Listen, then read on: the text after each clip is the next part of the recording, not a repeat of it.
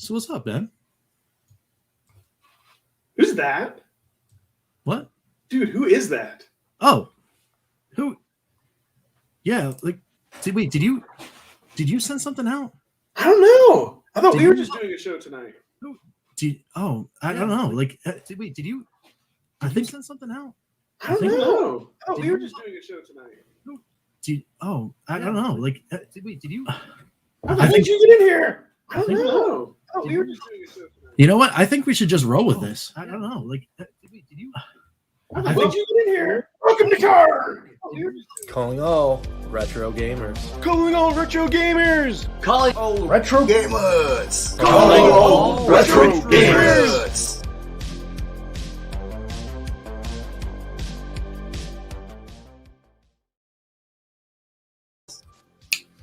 What's going on, everyone? Rich Haven here from Big and Ice Cream Productions, Team RTFC.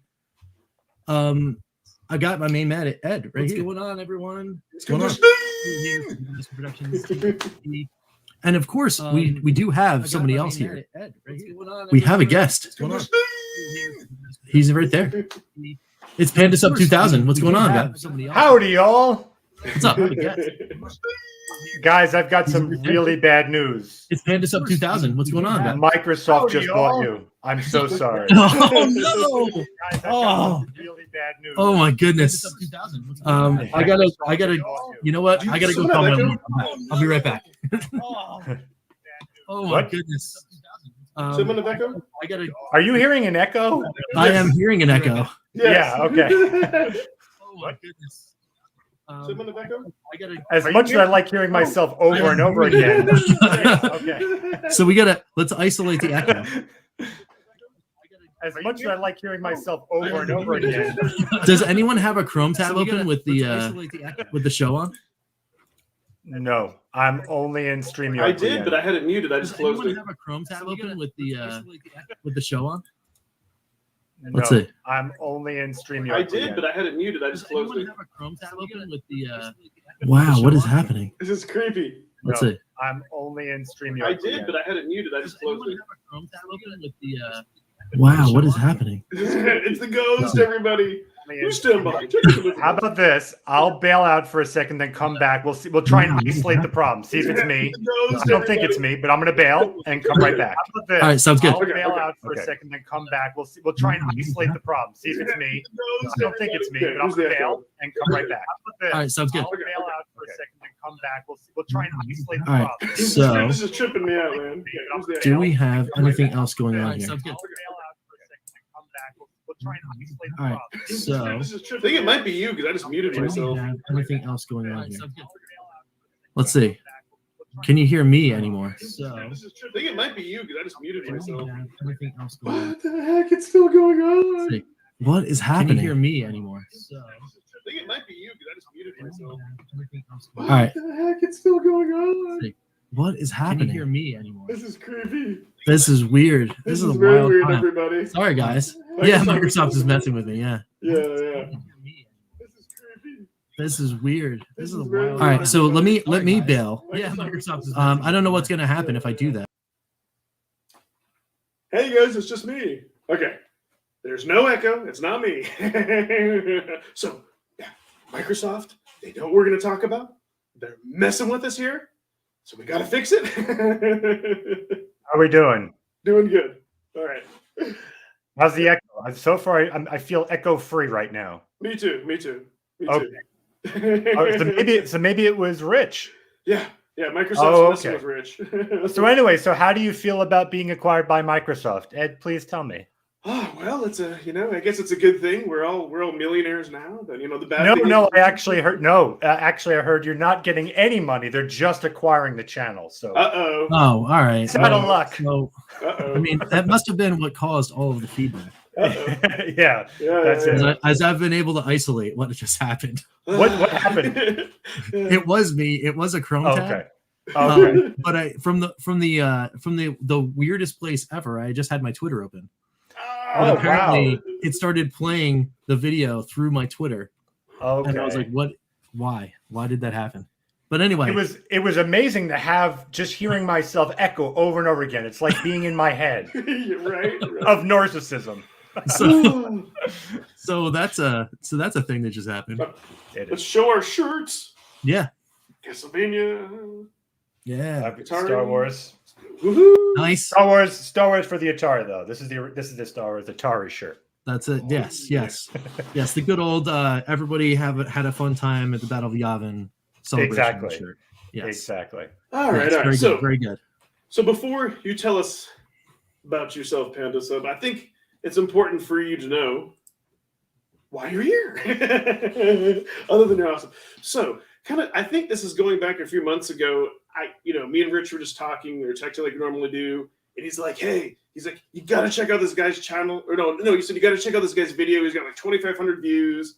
It's on Miko and anything else. So I was like, okay, cool. So I just went ahead and I went in blind. And then the great thing though is Rich didn't tell me much about it. He's like, trust me. He's like, this guy's like, does CGI or whatever. Like, you're going to be blown away. And so I remember just like watching it. And what got me hooked is like, I think like the first phrase you said, like, we're not just going to talk about the Miko. We're going to go there. And then the whole set formed and you went into the ship. And I was just like, how does this channel not have 1 million views? I was just like blown away. And then I saw like, which I'll have to ask you about. Like, I know you like use different, like cuts from different people. And so I'm curious to know, like, I have a suspicion of people who you may know in real life and people who are just like stock people, like, Oh yeah, sure. Yeah. But yeah, so yeah, I was just like blown away. I mean, just like the creativity and and everything. And it was just like, the amount of work. So, I mean, it's not that you just do CGI. That would be one layer, right? Mm-hmm. It's the fact that you also do like all these characters, like the robot. Like I love like, the robot just like thrown together, and then like that weird raccoon, squirrel, just all that stuff. So it's like you combined everything and throw it into like a crazy, just like a crazy story. And so yeah, then it made sense that you would kind of be part of our crowd and all that. But yeah, man, it's always just like very very entertaining and well, thank you very much. I like that you stick to yourself. Although I will say too, and I think I get the comments. Well, I do enjoy all the CGI and all that stuff too. You don't need that to be entertaining. Like when you did that one video and you just when you told your Miko review and all that, like that was awesome. I still enjoy all that other stuff too, but that was oh, and then when you did the game show, that blew me away because no one really uses that. When you did your George Lucas, and I remember going through all the options. No, that was really George Lucas. Oh, sorry. Just like the genuinely real Tommy Tallarico, right? Correct. That's actually him. Yes. But I'm well connected. But yeah, man, because of just your out there-ness and craziness, when me and Rich started doing this, I'm like, we got to get PandaSub to be our first guest. Like, I'm pretty sure he would be, but yeah, we had to have you on here, man. Well, thank you. That's a real honor. I appreciate that. Thank you so much. Yeah. Yeah, it's a good time, and how I found you is through NLG, because good guy. Oh yeah, I mean Mike and HDK and Chris and everybody over there, they're just awesome people. And I noticed you popped into the chat on one of the NLG casts.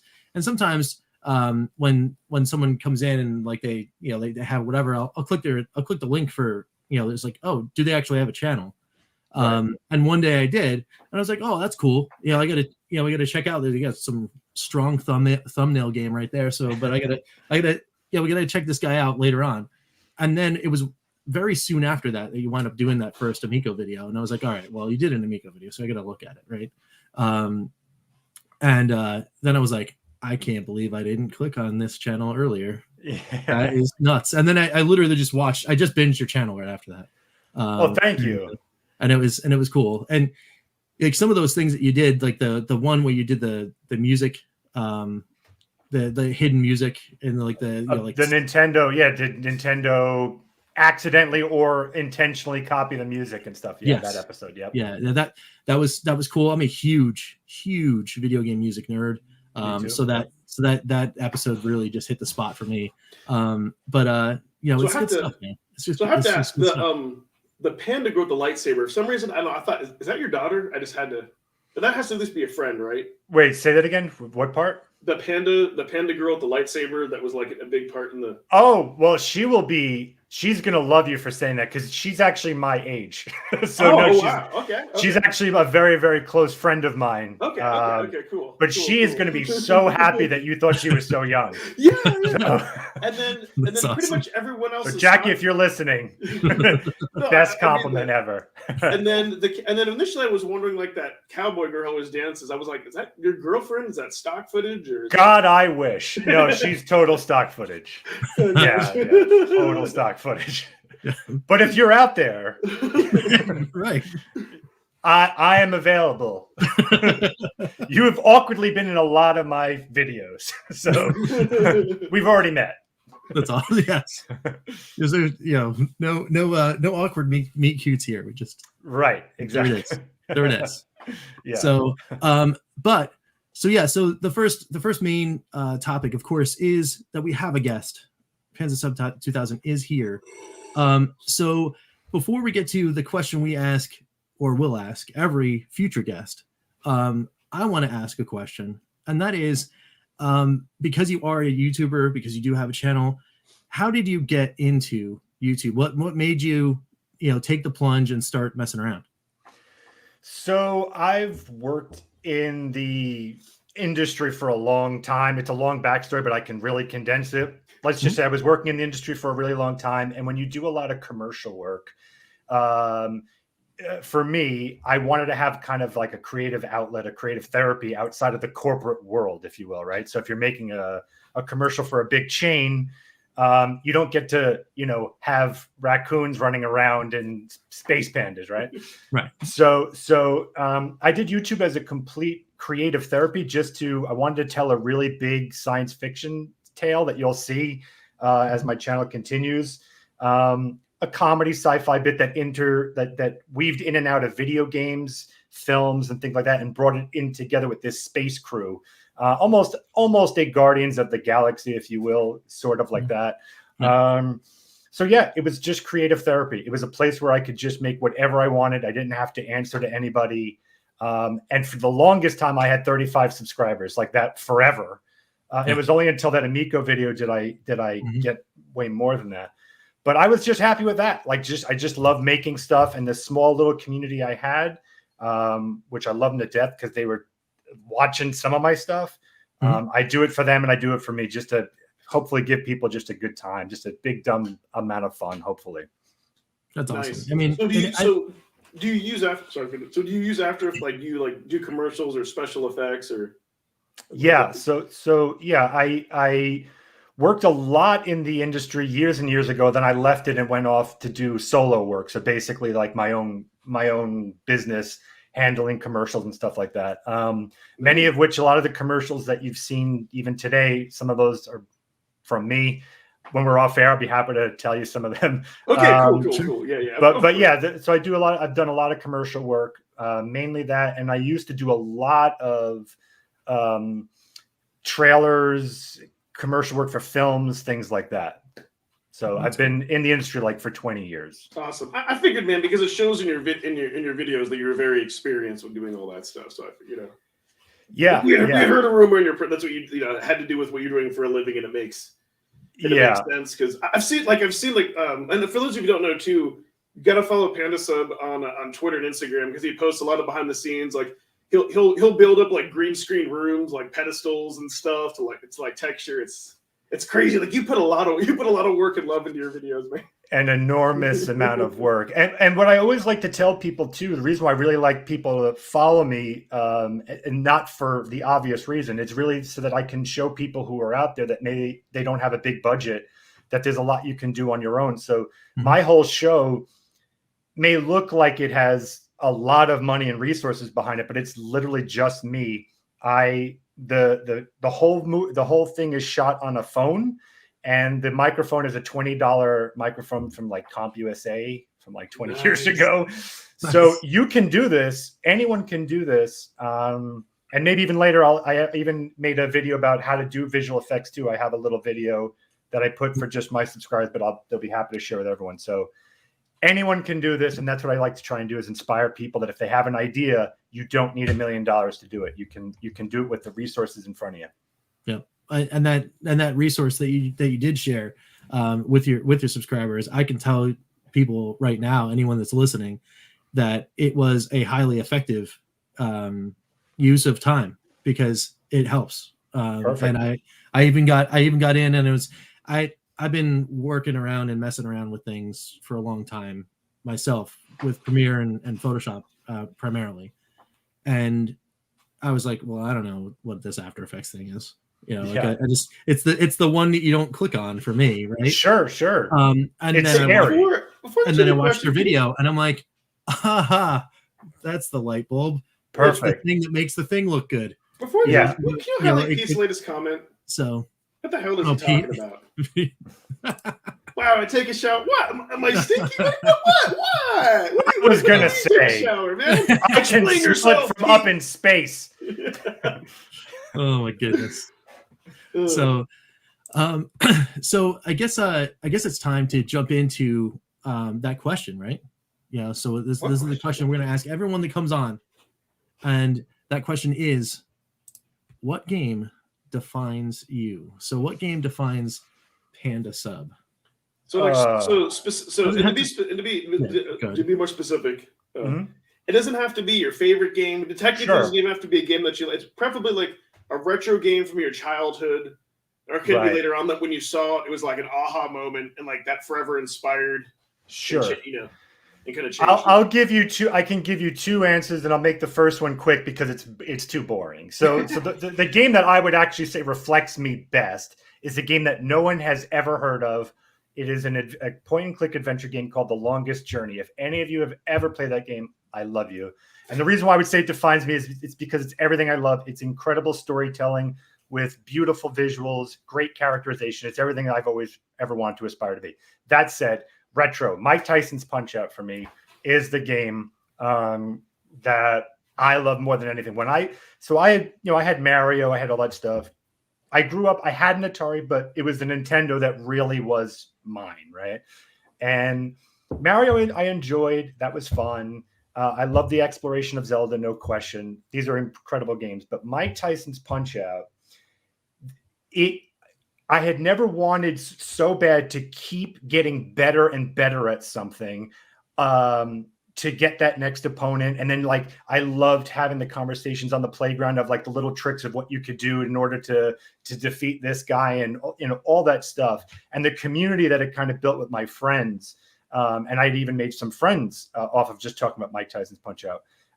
So for me, that was the game that really got me into video games as beyond something that was just something to pass some time between homework or whatever. It was Mike Tyson's Punch-Out where I was glued to the set. And sadly, I've still not beaten Mike Tyson, but I bet you I could take him on in real life. Please don't take me up on that offer. He might be watching. Please, I was kidding. It's like, I'll kick in the ring. Yeah. No, man, that's excellent because Mike Tyson's Punch, it's one of those games that I could always go back and play it. You can always jump in and play it. There's always fun to be had at that. So that's awesome. It's kind of that perfect amount of that you're get in the zone. It's almost like Guitar Hero where you can just get in the zone and just play it, and you can relax even though it's challenging.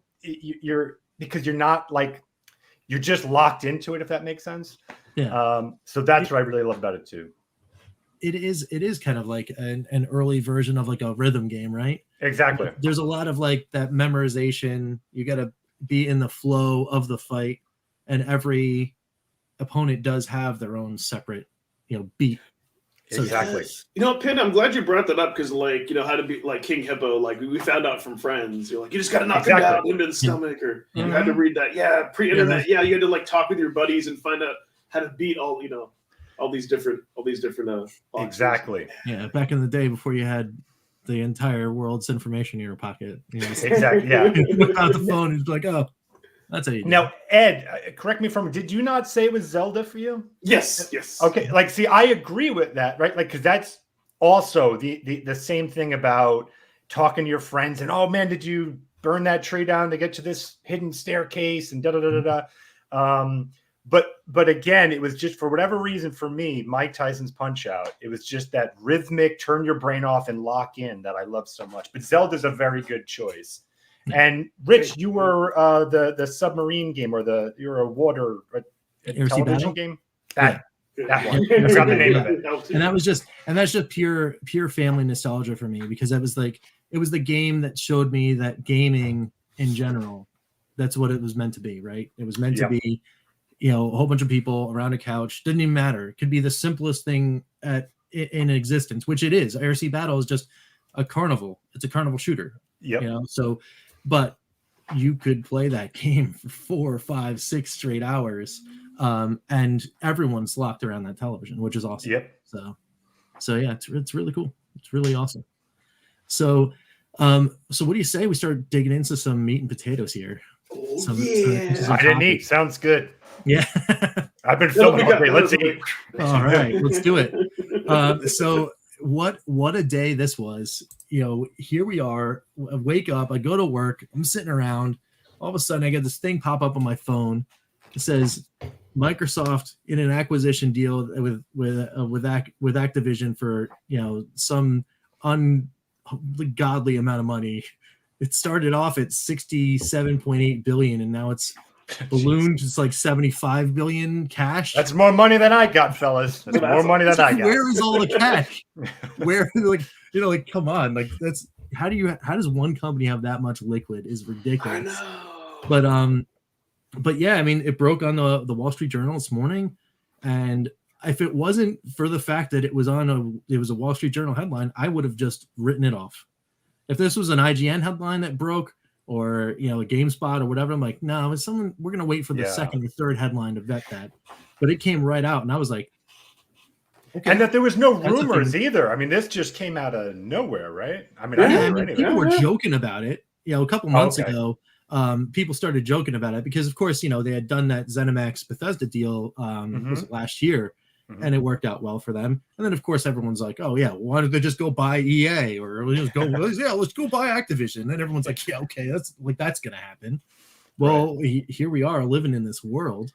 Here we are. That is a thing. Yeah. So I mean, let's dig in a little bit. So how do you guys initial reaction? How do you guys feel about that? We'll start with Ed, and then we'll go down to Panda. We'll come back to me. So my initial reaction was the big evil corporation, buys. So there's some good and some bad, because I'm like, really, it's going to be at the end of the day, everything in America is going to be owned by one company, and I hate that. You can't have one overlord, own everything. But I'm not surprised, since Blizzard Activision is tainted with all the lawsuits and all that. So they probably thought, well, we got to rebrand ourselves. But so I'll tell you another thing I don't like about it. For me personally, I didn't, unpopular opinion, but I didn't like that Microsoft got into the video game space. I'm like, come on, they've got Windows. Why do they have to take over? What do they have to take over everything, everything else? So for me, and I just always for me, part of one of the things I love about video games is Japanese influence and everything. And I feel just Xbox is too Americanized for it doesn't have that. It's the college boy system that never really interested me. So I'm just great, they're gonna own it. What are they gonna do? How are they going to ruin this? Are all the other exclusives? I guess the only thing for me I care about, my guilty pleasures, I play Hearthstone. That's I guess the one AAA game I play. So I'm like, don't screw that up. I don't think they will, but the flip side is maybe there's some other good properties. Maybe they'll finally let Activision, Atari. They'll be like, okay, here you go, Evercade. Hey, here you go, whatever, Blaze, whatever else. Maybe we can get that on some other platforms. Maybe some other good things. Maybe some Sierra stuff too. So those are my initial thoughts. Yep. Is it my? Yeah. Oh, okay. Yeah. Well, hey, look, I can talk for both. Right, both sides. The clearly the positive here is for the customers who have Game Pass. Obviously, a great value now that you're literally getting pretty much every game ever created ever for a damn good price when you consider all things. Right. With not such a great economy out there right now, the fact that you can get so many games at a good value is incredible. And also another great thing about Game Pass too, I'll say, is that even if you don't have the next gen machines, the fact that you can stream now a lot of those games is also great. And to have Activision titles is only a positive. So that's my positive. The downside is This is catastrophic, monopoly kind of stuff that makes me nervous about what happens when one company has too much control over the industry. So that is a concern because, if, for instance, whatever Microsoft philosophy is on anything, clearly that can pass down to every single studio that it owns. And soon you kind of have a singular voice where we had so many great other voices out there. Now it just becomes one echo chamber, if you will. So I could argue for both. Hey, at the moment, it's great for customers, and the downside is just something that I think we need to look for, watch, monitor, and make sure they behave, I would say. Got it. Yeah. No, I mean, great points for everybody here. And I agree with most everything there. My initial reaction was, I think one of my only real reactions was, okay, that's a thing that happens. I mean, it's not like, me, Joe Schmo, gamer guy, is going to say anything that is going to affect this in any way. But at the same time, my only one hope is that they're good stewards, to these IP. So what happens sometimes is a lot of IP gets lost in the shuffle. Like they get bought up, and then all of a sudden they just get cratered in a corner somewhere. You never see the light of day. Yeah. Activision was already doing that with a number of licensing deals that got done, and through their acquisitions, their relationships with other developers that they wound up purchasing. Through the acquisition of Blizzard, there was a lot of IP that came under them, a lot of that Sierra stuff that came under them that still just sat. So then now they're going to another shepherd, so to speak, and their new owner. Are they going to even touch the Sierra stuff, or is it still going to lay in wait, anguishing? Some of the stuff could be really cool, right? They could really get some good hands in there. And of course, talent acquisition is another thing that Microsoft was concerned with. They're trying to get a good stable of excellent game development teams to make products for them. I mean, and okay, getting the trifecta of studios that produce Call of Duty. I mean, there's some real raw talent there that can be doing things that are not just Call of Duty. So that's exciting for them to kind of unleash and tap into that for other projects that they may have on the docket. There's going to be a Call of Halo, I'm telling you. Right. But the thing is, okay, well, that's awesome. But then now you start seeing that walled garden, right? Come closing in on the consumer. Well, if you're a Sony fan and you have a PlayStation, that it's kind of sad face for you. It's a little bit sad. So I can kind of see the good and the bad there too. But it's all about, for me, it's all about what they do with those properties matters to me more than anything else. And I'd rather them let them go and have people play with them. Okay. Microsoft in the end is going to get that money because you're going to have to pay for the licensing fee to use the IP anyway, but let them use the IP. Let anyone use the IP. Do you think, Rich, they may say like, hey, we don't care about Atari, Activision, or Sierra. Maybe they might sell that off to someone else. Like, I forget, like the company that owns like Data East, where they just license a bunch of stuff. And maybe so here's my biggest fear. And Microsoft, if you're listening, don't do this. So we know that Microsoft loves to have everything online, even more than Sony. Windows, you have to activate it. You can't even play like the current Xbox Gen games online. So what if they came out with, hey, we're going to come out with this like cool, like Atari Mini. It's going to have all the Activision games on it, but you have to plug it in online to use it. Like, oh, you know what I mean? Or you don't actually own them. But the flip side, I think it's cool because like Rich has done some videos where he has the Xbox Cloud service on his VCS and then playing stuff. So that's cool. That could be an upside. Game Pass is that one thing that kind of plugs it in and then separates it from everything else, right? So the only thing that you can't do is run Game Pass on a Switch or a PlayStation device, right? But anything else that basically not yet, right? But anything else that basically runs Chrome, right, can run Game Pass.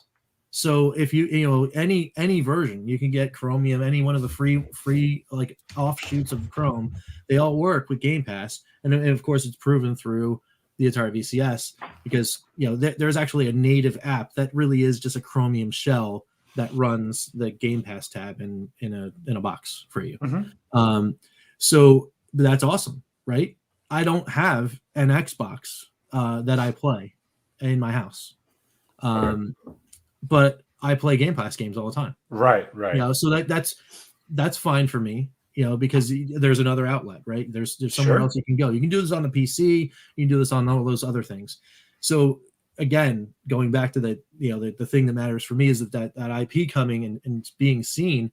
Oh man, I'd love nothing else to just sign into Game Pass one day and be like, oh, here's the 40 greatest Atari Activision games that ever were, and they're all on Game Pass. I think you will.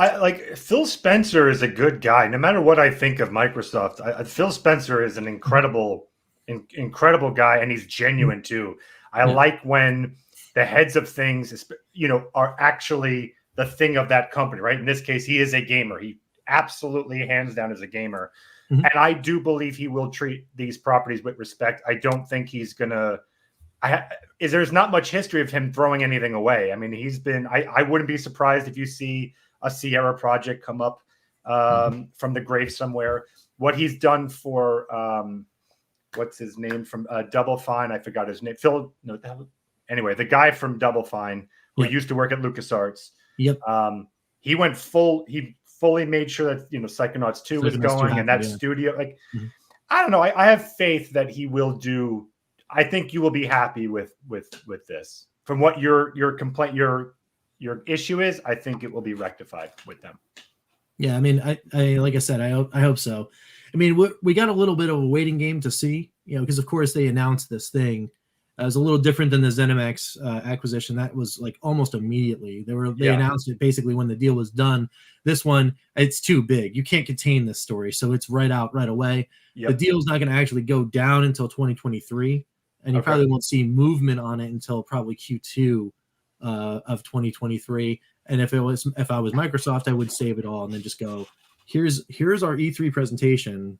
You know, the acquisition is done. Here's the cool things we're going to do with Activision. Boom, you know, and then just mic drop, walk away. There's one other good thing. Let's hope that that Microsoft, you know, does have an intent in cleaning up all the sexual harassment and all the, you know, all the bad things that Blizzard Activision has done, and they keep they keep a safe, nice workplace for everybody. You know, they don't let anyone go. They keep everything kosher and all that. So hopefully for the employees, this will be much better, and it's not just a smoke screen because you know, and if something like this happens again, I think that there is so much fallout from that, you know, terrible situation that I don't doubt at all that that they're going to take care of business and make sure that doesn't enter their world. Hey, Rigatoni! Yeah. When you know, before we move on to another topic, sure. I'd love to know. So I'm saying let's keep talking about this, but at the end, I just want to make sure I get in. I would love to hear what you guys think. PlayStation, what's their move now? What do they do to combat with such a huge blow? That is a good sub topic there. So I mean I would dive right in and say, I mean, you could play, you know, nuclear IP acquisition warfare and just go out and hunt. The biggest one that I would say would be a good match probably for those that are in the PlayStation camp would be something like an Ubi. You know, that's like grand world single player designed, you know, like epic adventures that they're mostly known for, with a lot of great talent for producing those kinds of things, and that's exactly what Sony's catering to right now. So I would say that would probably be a good acquisition target if they were going to go for another studio. Of course, there's also, because of the relationship, Sony is located in Japan. Bandai Namco is another one that they could look for. And of course, again, that's just straight to their base, you know, straight injection of just honing that fan base and just making sure that they're not going to leave the Sony ecosystem because of a move like this, because of a move like, oh, well, I can't get my Call of Duty anywhere else but Microsoft. Well, I got to go to Xbox now. You know, Sony's response could be, but there's all the other stuff you play after Call of Duty, and it's all over here. So that's one thing that they could do.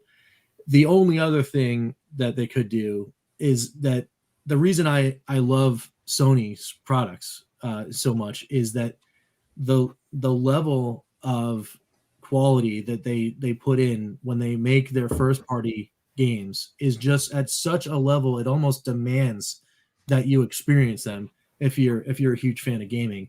And I just, I applaud their efforts every time they put out a game. I mean, Naughty Dog, in my opinion, is probably one of the best, if not the best, set of development teams in the world.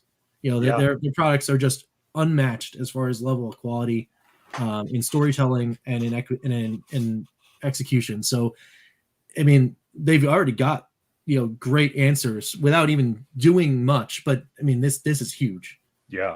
They just had that from the entire PlayStation 4 generation, had that exclusive with Activision for Call of Duty, for all that early content that matters to a wide range of players. And not knowing you're not going to have that in a year and a half, they got to do something. But the table. Good point, Rich. The tables have flipped because it used to be that Xbox was the stepchild when it came to Call of Duty, get everything else, and Sony was like the preferred platform for competitions and everything else.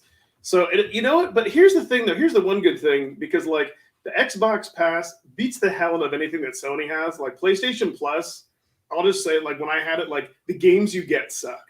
You only get 2 games a month. You get to play online versus Xbox, you get a ton of them. So there's kind of the running joke that the reason you get PlayStation Plus is for online play. So maybe that'll force Sony to up its game and actually give you they are working on something, right? Yeah, they are indeed. And they're working on whatever that Kayak acquisition that they had, I don't know, near a decade ago, that they've been playing around with the PlayStation Now service that is morphing into something else. And in fact, the rumors have it that they're actually going to close PlayStation Now up to then morph it into whatever this new service is, and then they're basically just going to have whatever Sony version of Game Pass it is. That's what they need to. That's what they need to do, because they need to have it so you continue, so you download the games and not stream the stuff, because they know the performance and. Mm-hmm. Yeah, maybe trick you with PS3 stuff. That depends if they can get the emulation right. Yeah, that's very true. Well, the PS3 was notoriously hard to do the emulation because of that custom. It was 7-core IBM processor. Yep. I personally, I think this is one of those situations where if this is the movie industry, if you're battling Goliath here that basically owns every blockbuster movie, I think it's time to get small, intimate stories going. And I think if Sony's smart, they will really push really hard for indie developers to try new innovative things, give them much better money, because Game Pass they've got to compete with now. Game Pass is going to be able to take their indie games, get it out in the public more easier, let's say.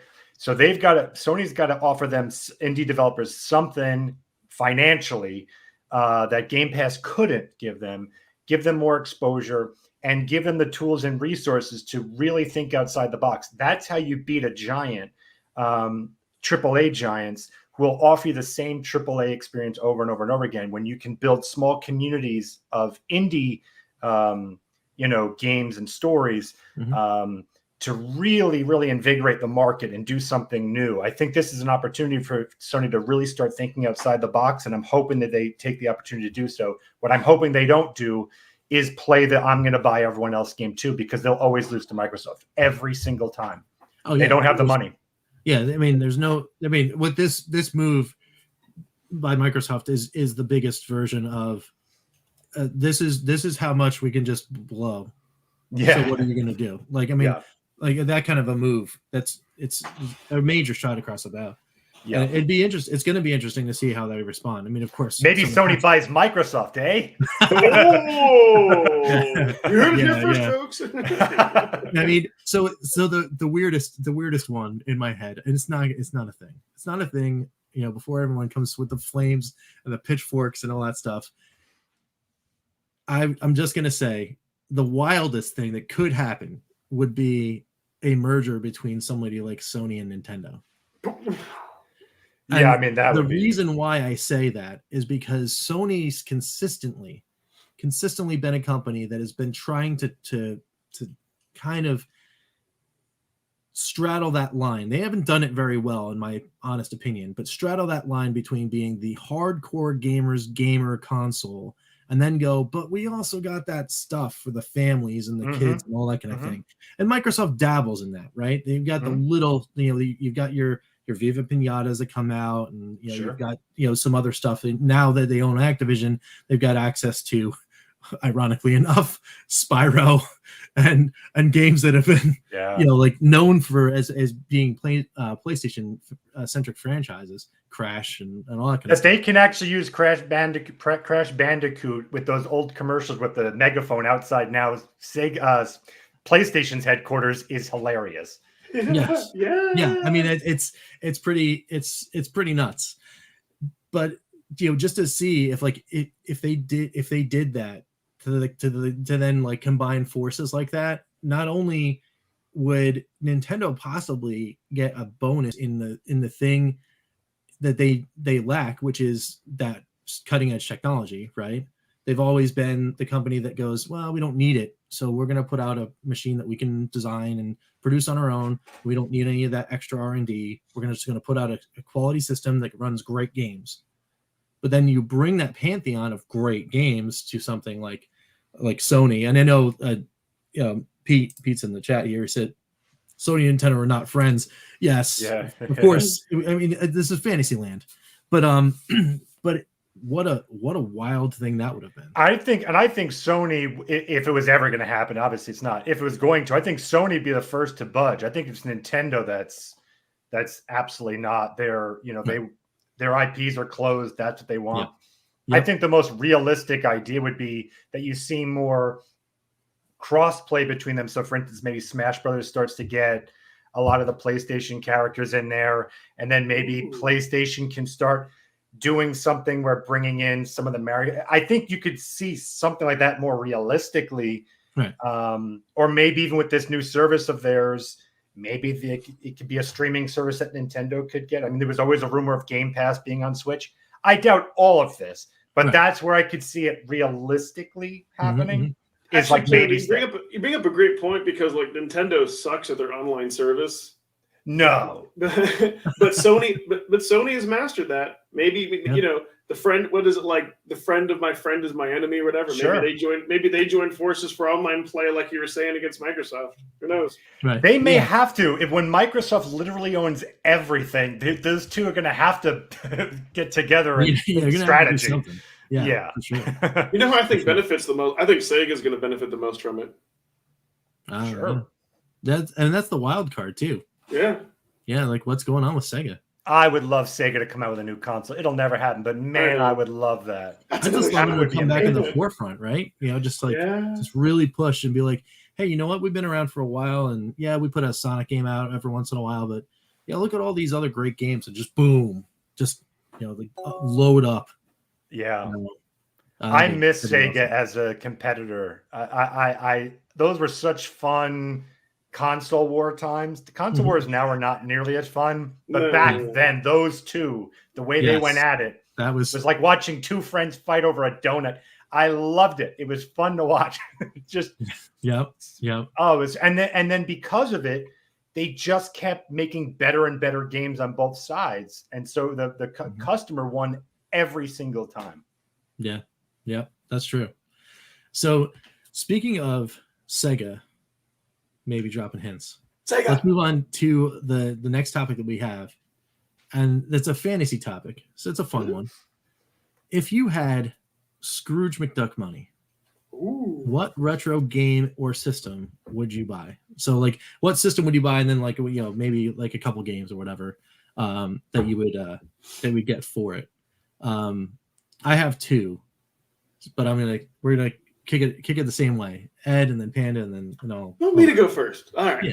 So this might surprise you all on what I would if I could just pick on anything. It's kind of like something like a Neo Geo, extremely nostalgic, something like a TurboGrafx. But surprisingly, actually, if I could get like any one thing, actually, it would be like an honest to goodness, like real like pinball machine. Like the ones that Stern made, the expensive ones that are like, that are like 10K, like limited edition. And initially, the one that I'll tell you the one I would get and why. And initially, the one that I wanted would be because they do make like a Halloween one, but I think that's like limited. That's like gone. Then they have like a lot of other cool ones. But the one that they're coming out with next year, actually, like the Band Rush, they're coming out with that dedicated pinball machine with 12 or 13 songs, and that happens to be like one of me and my wife's like favorite bands. And nice. I know like she would play the hell out of that with me, but so it's like, and I've always said like any type of, because she's not as much of a gamer as me, any type of game, anything like when Pokemon Go was popular, it did that. When like the Harry Potter thing was popular, it did that. Any excuse just to be able to game with her. So yeah, it would be a real honest to goodness, full blown the pro version of the real pinball machine. That would probably, for me, that would be the first thing, and probably something that my wife would play. Can I say something real quick on that? Go for it. So you absolutely need to talk to DJC Game Studios, okay? Because I don't know if you're aware of this, he has an entire arcade in his house, like a full-blown arcade. Yes, he does. And he's got a ton of pinball machines. And one of the things, well, I don't want to speak for him. Let's just say, from my understanding, that sometimes you can get those pinball machines and arcade machines for nothing when they're broken. And it turns out a lot of the times, or some of the times, that to fix it doesn't cost much as long as you know what you're doing, and it doesn't take a lot of work. So you might be able to get that pinball machine from some dive bar or whatever that's closing down, whatever, and it just may need, a couple $100 to fix it up. So yeah. I guess for me, the thing like about pinball machines is that being that it was kind of born in the era of like the analog and like the the digital, kind of blends the both, and it's just like it's something like that. Something like that is great. That'd be one of the, other than getting like some like really nostalgic like arcade machine like Dragon's Lair or something that a pinball machine. I know, I wouldn't get sick of that for a long time. Does this exist? Because if it doesn't, then I trademark it and I get all the money for it right now. But it's got to exist. That there is what if you had like a pinball table, right? Mm-hmm. But it's just a screen that emulated. You can load in any pinball machine, but it has the bumpers. It's got everything. Oh, yeah. But it's essentially a digital version of a pinball machine. Yeah, does that exist? That does exist. Yes. The Games Legends pinball. The Perfect. Well, that's awesome. Yeah, a Crow would be able to tell you all about that because he actually. Okay. There's that. There's also like this one company. I can't. There's another pinball. Yeah. I think it's like an $8,000 or $10,000 machine, but it has like 100 licensed tables. I can't remember. It's not like the one you get off AliExpress, but and those are cool. Those are cool too. But for me, like I want like the real. Oh yeah, no, it doesn't beat the real thing. Yeah. But those would still be neat. Yeah, it's the equivalent of like the one-up arcades where it's just a cheaper version of arcade. Like just for the everyday person, you could get a decent table for a couple $100. Yeah. Good choice. Yeah, good choice. Is that it? Anything else, Ed? Well, he said one thing. Oh, just one. Yeah, that's what's so tough about it. It become like the first, like maybe you could get multiple bids. Like, what would be like the first thing you're like, oh, I have to have it. It's beyond my means. I want to blow money on this. It would be cool. That's kind of. So for me, you're saying I have FU kind of money. I've got crazy amount of money. Well, then no, for me then, because I would say a TurboGrafx 16 or a Jaguar, which are fairly high priced in the retro market. I never had them, always wanted it. But if I had screw you money, it would be the PlayStation Nintendo demo unit. Yeah. That's the one I would definitely want, just to have that completely historical piece of gaming history in my hands. And to only be like one of 3 people in the world to have it. You're talking like being on the moon kind of rarity. That's the one I would definitely get. I like that answer. that is a solid pick. Mine would be something of the vein, console wise, it would be probably a Jaguar, because I am a big Atari fan. I do enjoy myself some good consoles. It's the only one that I didn't get, right? Yep. But if I had that just Scrooge McDuck money, and if I had that, then I would have a Scrooge McDuck house. So I would be able to put something like a very large machine in that house. And what I would put in it is the fully consoleized sit-down Star Wars trilogy arcade machine. Oh yeah, Brand new. absolutely. I would have them build another one brand new, because if you go out to go and get someone somewhere, all that the sticks are going to be loose and all the buttons are going to be. Nope, I need it brand new. I need it tight. I need it. That is amazing. With a super awesome screen, and then I would just live in it. The only thing that could beat such a good idea that you just had is that I will change what I said, and I will say that I want the screen that was found at the end of the Wizard movie featuring Fred Savage with the host guy who I pay there to act every time I play a game. He's like, "Welcome to Armageddon." That guy. That's what I want. Nice. That's awesome. But if we were that's a good time. Yeah, if you could have a whole collection, like having, let's say, like something like like the Neo Geo, like AES, and all like the actual like real games, and have like the AES. I'd want it to be like HD, or have it on a CR, some type of cool setup like that'd be. TurboGrafx is another awesome choice. Like, I love, never owned those systems, never physically touched those systems, played those through emulation. Would love to. Yeah. Hey, did you ever have a Jaguar? No. So yeah, me either.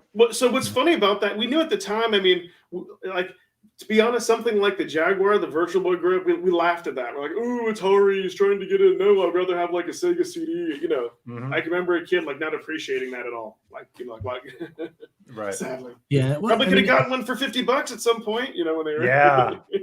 Yeah. Well, and I think sometimes too, like, like the people that had like the Neo Geo, which has been mentioned multiple times here in the chat, Rigatoni and Pete. That is that's the smart choice for a console, because the that's 64 DD. Yeah, I mean, like some of those rare things. It is one of those things where when I was growing up, it was the thing, like, oh yeah, you knew somebody that had one, but you're like, it's so out there. Yeah. And like the games are so hard to find. Like, why? And now, of course, like, we're all older looking back and we're like.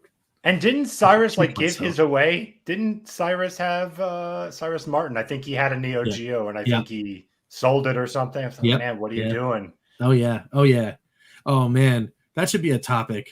Those the retro games that got away. Oh my god, dude, those still hold their value. Like, I want to say, like, in AES, maybe with one or two controllers, easily $400 to $500, depending on the box. Like, that's like the cheapest, and to get from Japan. I don't know anywhere else, but those still hold their value. Like, big time. And then that's when people jokingly say, like, yeah, you can get a free, if you're a hardcore collector, the trip for Japan pays for itself. Yeah, if you're buying a game that's like $10,000, I mean, that's nuts. That's yeah, absolutely. But yeah, I mean, it would be cool to have some of those cool things. There's other things, like, it'd be cool to like some cool racing games like Daytona USA, House of the Dead, like more like your physical, like your physical games, like a Nintendo Play Choice 10, like with a Duck Hunt, like have a CRT, like stuff like that. Basically, I think I also would agree. We would build our dream arcade, and maybe that's like what we mentioned would be the first thing we throw in it. I think that's Are you guys familiar with the YouTuber The Last Gamer? Any of you guys?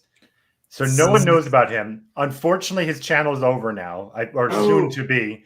But you owe it to yourself to watch a lot of his backlog. I'm telling you, you won't even be able to process his collection. Just trust me. When I say the man has an arcade room, I'm saying like Chuck E. Cheese sized arcade room with all the racing games, with everything. He's got a full collection of every game, pretty much from every system ever made, both American and Japanese release. That's crazy. And it all looks like a museum. It's nuts. The Last Gamer, check it out. You don't need to even throw him subs. He's closing shop. I've heard that name, but yeah. Maybe he really is amazing. The Last Gamer. That's awesome. It's amazing. Very cool. Very, very cool. That's definitely good times to check out there. So I think we got time for one more. One more? Okay. One more quick one. Let's go. Are you checking these off too in Google Sheets? Yeah. We're gonna make sure that we check that out. We're gonna do. Where would you draw the line between modern and retro? Where is that line? Ooh. Do we know the official definition first off? Do we actually have a definition of what defines retro? Well, that's the question. I can tell you mine. Rich can tell you his. You can tell us here. But I'm saying, is there like an actual technical definition? I don't think there is an objective one. I think that's also what makes that word, right? Retro. You know, like sometimes even painful to talk about for some people, like Crow from the Crow Continuum. He actually doesn't like it so much he doesn't even want to say the word retro because he's like, I don't even know what it means. There's no parameter, you know, for like no defined parameter for what it means. So he's like, to me, it means nothing. You know, it just, you know, it's like, what does it mean? Nostalgia, you know, whatever. But I think it's a cool topic. Probably a lot of people think like their answer is the right answer and everyone else is wrong. You know, it's one of those kind of it's one of those kind of questions. Yeah. So yeah, again, let's go around the horn. What do you guys think? What is your definition? Mine would be like, to me, I would just say, because I can't even. I would imagine has to be, for me, it's when the system and its and its games and everything is no longer anywhere around me. Meaning, like, there's no last remnants of someone still playing their PlayStation 2 somewhere, that some friend of mine still breaks it out. That basically, so I think for me, like 360, I'm sure there's plenty of households across the country that still play their 360.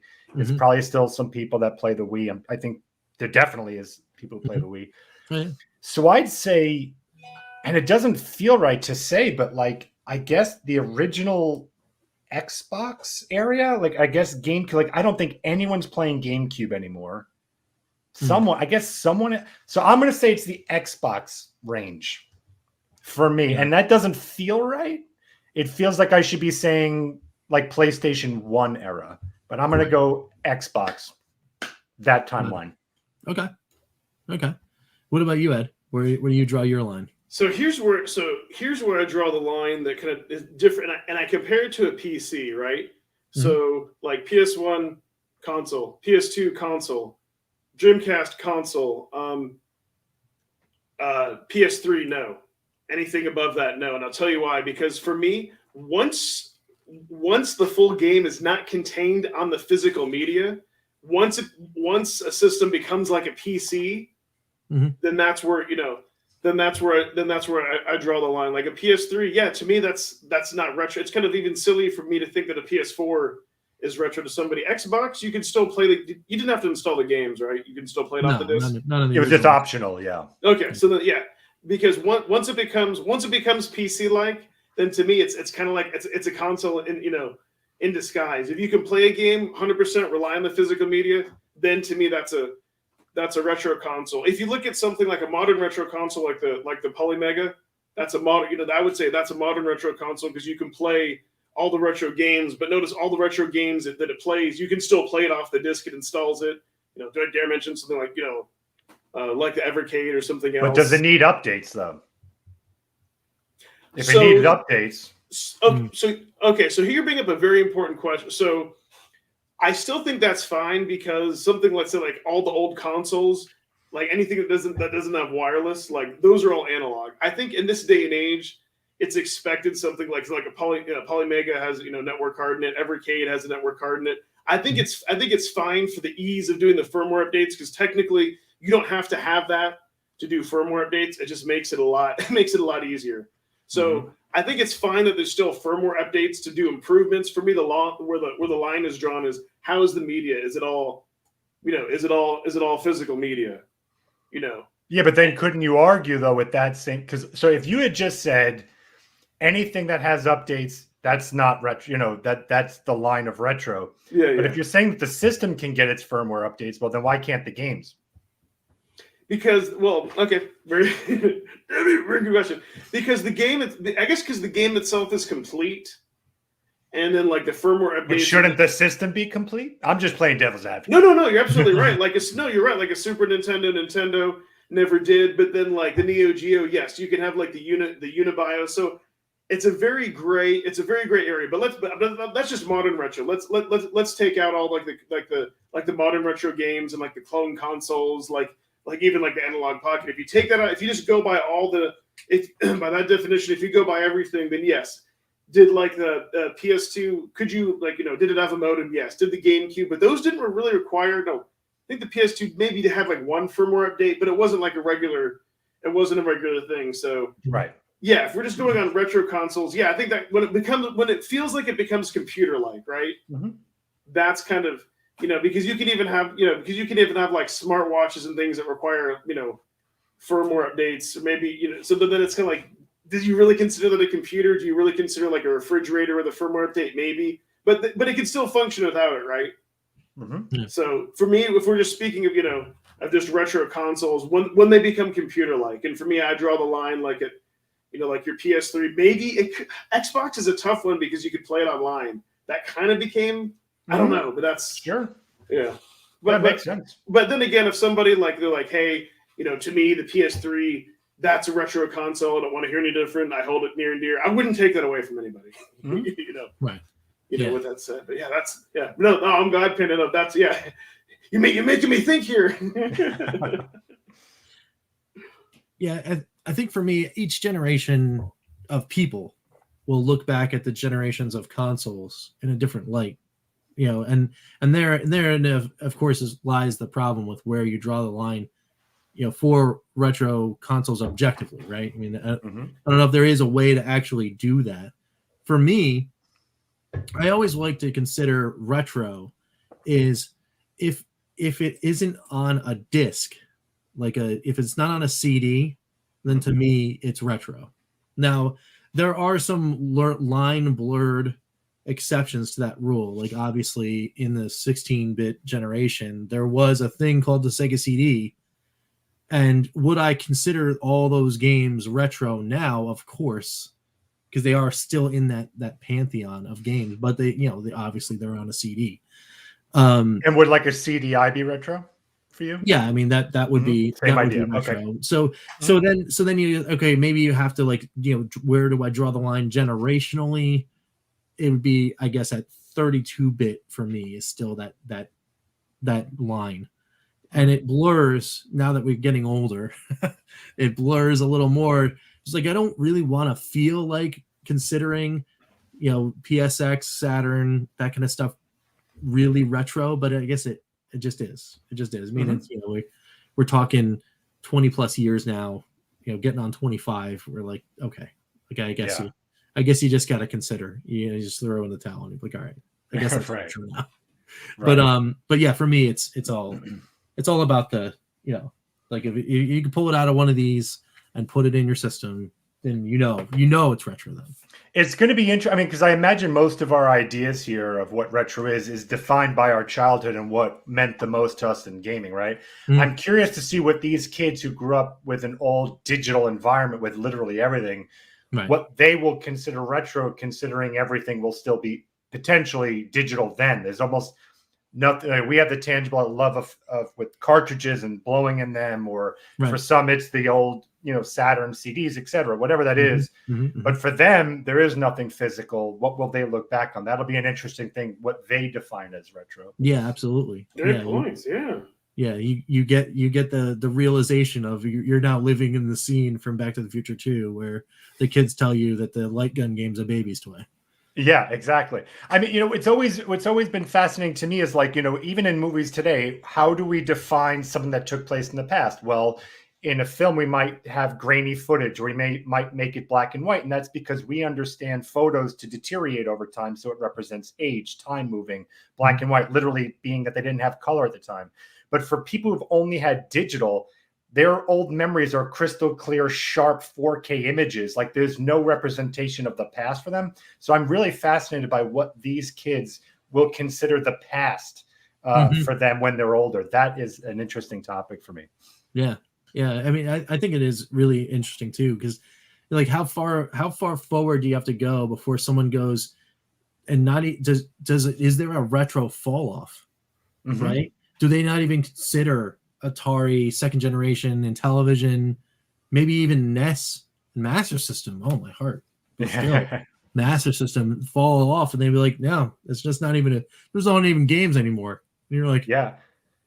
Well, I think maybe it's not by the media. Maybe it's by the format of the time. Well, what's funny, when I used to drag my daughter who's 13 to the local retro store, she'd call it the old man store, which is kind of funny. It kind of reminded me when I was a kid, my dad would bring me to the hobby store to look at toy trains. But at least I would get excited going there because they sold like Dungeons and Dragons books. So at least I could. There were other hobbies, but for her, like like playing like Roadblocks and everything, like to her, she doesn't understand like why would you want to buy these plastic cartridges? She's like, the Google Play Store has everything on it. I'm like, you know what? I'm going to pretend that's sacrilege. I'm going to pretend you didn't say that.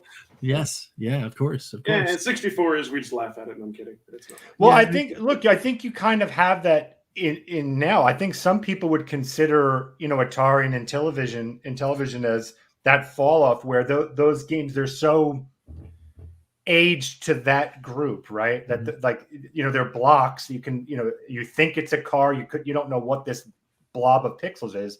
To them, they probably think that that's the fall off, right? Where for us, we love and respect that time too. Yeah. So I think it really just comes down to where you were in that time in your life, what you loved and held dear to you, what meant the most to you, and those memories. And that's what's going to be defined as retro. I think everyone's right here. Like there is no real definable, tangible way of saying it. Exactly. Yeah. No, well said, Panda. Yeah, there's no wrong or right answer. It's just the only answer I won't accept if someone says, no, my definition is the best way. You all suck. It's like you said, everyone, depending on when you were born, what you played, it's there's no wrong answer. But it's fascinating though. I love that's why we have it as a question. It's fascinating to see what everyone considers everyone's mindset. Yeah, absolutely. I mean, and in the chat here, we got Sean, Retro's 2 generations back. Pepper and us are like, hey, what about the N64? How's that not retro? I mean, yeah, it's a good point. It's a good point for sure. Well, let's take that for a second, right? So 2 generations back, like how many years would you say that is? Well, it depends. These generations on average, are really long. Like 15, 7 years per console, right? Per console, yeah. So 14, 15 years. So that would mean that I think, my God, like Spider-Man, the movie with Sam Raimi's Spider-Man was more than 15 years. Are we saying that's a classic? Are we saying that that's like a old-timey, right? You know what I mean? So it's when you start thinking about it, you go like, I don't know if that's retro. It's a hard thing to define. Yeah, well, it because of us, like in our general age group, you think about that particular example, right? And you think about the Sam Raimi Spider-Man movie, and as to like they just had the biggest callback ever recently. Sure, yeah. In the Thanks film, for ruining the film. I didn't say what was happening, but you think about that, and you're like, that was just a couple years ago, right? Because now we live in that weird time warp land, right? Where if you were a kid, when you saw that when you were 5, right? And now you're, however, like 24, you're going to see this new one. You feel that, right? Yeah. Now that really feels old because I watched that the other one when I was 5, right? So yeah, it definitely does. It does. All that whole thing. It matters, I guess. That's what matters. Riccioni brings up a great point. Like retro doesn't equal classic. Like. No, I agree with him 100%. Because when I think of like classic games, I think of things like Pac-Man, Centipede, like the easy to ticket play games that test that test time. That people still like and play now. Someone would probably say GoldenEye though, right? Is a classic. Yeah, that's true. That's exactly right. Right. Like those experiences that are just they will transcend time. I bet you could if you wound up going into that younger demographic, I would place money on someone saying that Journey might be a classic, and they would mean it. And that game, of course, is something that probably will transcend time. As long as it is stewarded properly and it was able to be remembered. That game, it just came out of nowhere, and what is it, 15 years old? Something like that. Yeah. So yeah, it's a cool topic. Yeah, it's a fun topic. It's neat. That's why I came up with it. No, I'll take credit for it. So thank you. Funny that Tony says agree with GoldenEye because that's one of those games that like speedrunners still run that to this day. Like that Mario 64 are like one of the 2 more popular games, and people love that like all this time later. So for sure. Yeah. Rico's old. Yeah. We're all old. Yeah. But yeah, I mean, that was cool. That was a neat little time. We're talking cool stuff. Of course, we'll put up a little ticker and our whole final thoughts things. You guys like what you see here? Like hanging with us and chilling right down below in that ticker, and I'll make sure I update the description in the down below if you guys are watching this in replay. I'll be sure to hit up all our links and check out our channels. We all have them, and we put cool things on them. Panda, I hear you're working on some epic awesomeness that'll coming out possibly late February. Late February is what I'm aiming for. Yeah, so I'm working on a really big episode that's going to tie into a lot of other really big episodes. But yeah, and I don't want to give away the ending because I think it's a really fun, cool ending. But let's just say in this series I'm working on now, which is a very Intellivision focused series, you are actually going to see a living, breathing missile command happening sequence, a Night Stalker sequence. We're talking like running through mazes, running from spiders, blasting at robots, things like that. You're going to see all those things come to life in kind of hopefully a filmic kind of way for this big, explosive, like 6-month finale that I'm working on across time in multiple parts. Nice. So I was just filming literally before we started this podcast. I was just wrapping up filming on one of those episodes now. So that's hopefully be fun. Awesome. Late February, hopefully. So it's fair to say you got to sub to PandaSub. That's it. Yeah, you want to know what the storyline is, you got to go down there and check it out for sure. And just hearing you and when you put out those updates on Twitter, just hearing you talk about that and the passion you have for like this project, it gets me hyped, almost more hyped than I would be had I seen the next whatever the Phase 5 Marvel movie, whatever it is. I'm almost more hyped to see just what is going to come out of your imagination. Well, thank on the you. Small screen than I would be to see whatever that. I mean, that's the fun of it, right? It's like it's what I find so much fun about, and I'm someone who just genuinely loves what they do, right? This isn't about subs for me. It's not about clicks. I just love making things, and I love challenging myself to like when I'm writing something, I'll go like, yeah, but that's too easy, or like that's not going to wow an audience. Like, how do you do that? And I'll think of things. I go like, I don't know how I'm going to pull this off, and then I just get to work doing it. Like one of the dumbest examples I give, and this is also a good example for people that anyone can do what I'm doing. It's the smallest example in the world, but one time I had this jet sequence. And I needed an afterburner, and I didn't know how to make an afterburner from the space jet, right? And I'm like, what am I going to do? I got to learn particle effects. I don't know how to do this. And I said, hey, you know what? Hey, idiot, go to your stove and film the pilot light just coming on, and then take that pilot light and just stick it on the back of the jet. And I had an afterburner, right? That's so cool. Like, it's just thinking outside the box, and it shows like anyone can do this if you just work really hard at giving yourself a challenge that's really hard to do, but you don't let yourself off the hook. You're just going to do it. And that's what's so much fun. So I'm hoping that these videos inspire people to be able to make their own stuff. And I'm hoping like hell to entertain people with some hopefully really cinematic stuff coming up real soon.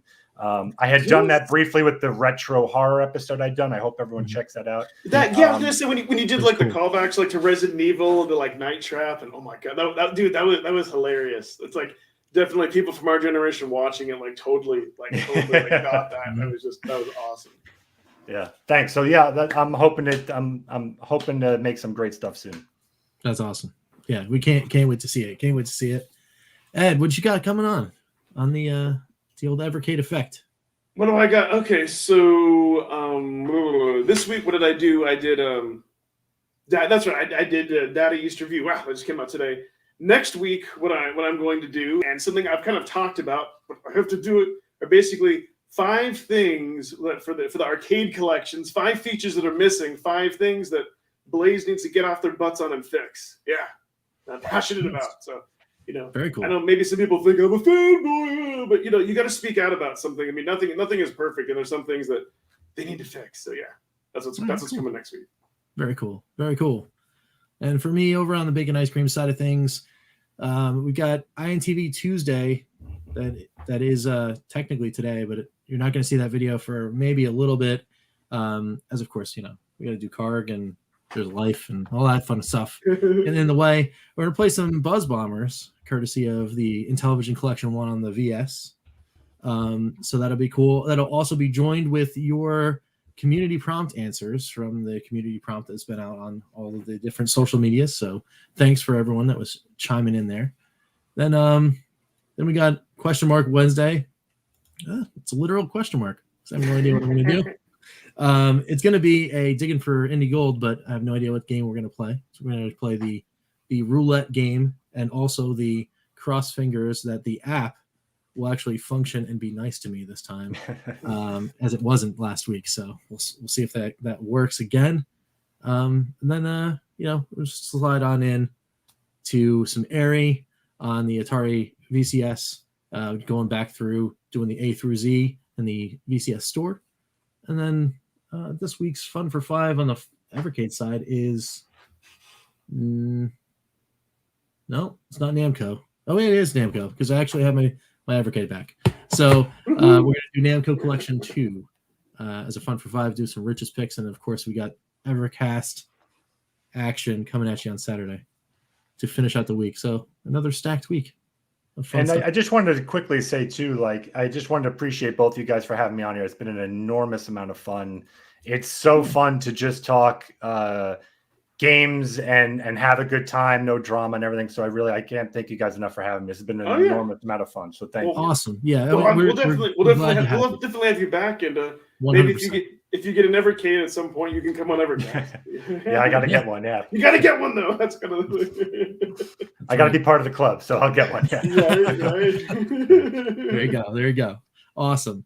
Well, again, thanks so much for coming and hanging with us too. It really is this cool has been awesome to be able to hang with people, and this is kind of the design of the show, is to really just chill with people that are like-minded and have some cool conversation about retro goodness, right? Yeah, he looks very familiar from our intro. Yeah, I know. This guy just shows up and then just kills it on the show. So thank you. So, all right, cool.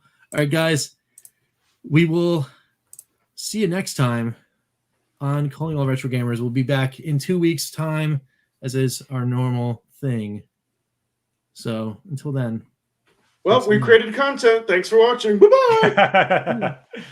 Calling all retro gamers. This concludes our broadcast day. Click.